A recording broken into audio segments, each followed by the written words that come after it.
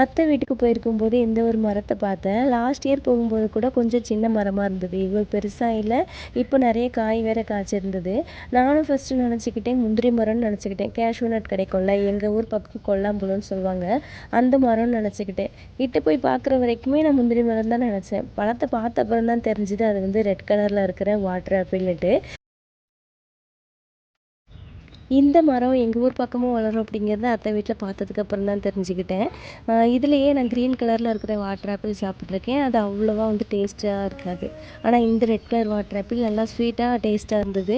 அதுவும் மரத்துலேருந்து பறித்து சாப்பிட்டா சொல்லவா வேணும், அவ்வளோ டேஸ்ட்டாக இருந்தது.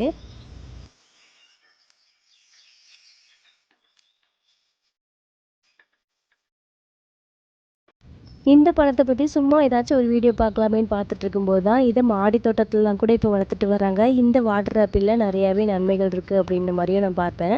இதை வந்து ஜாம்பக்காயின்னு வேறு சொல்கிறாங்க. எனக்கு சரியாக அது பேர் தெரில, வாட்டர் ஆப்பிள் மட்டும் தான் தெரிஞ்சுது. நான் ஊருக்கு கிளம்பி வரும்போது இருக்க பழத்தெல்லாமே பறிச்சுட்டு வந்தேன். ஒரு 15 பழம் போல் சேர்ந்தது. இருக்க பழத்தெல்லாமே நான் பறிச்சுட்டு நாங்கள் கிளம்பிட்டோம்.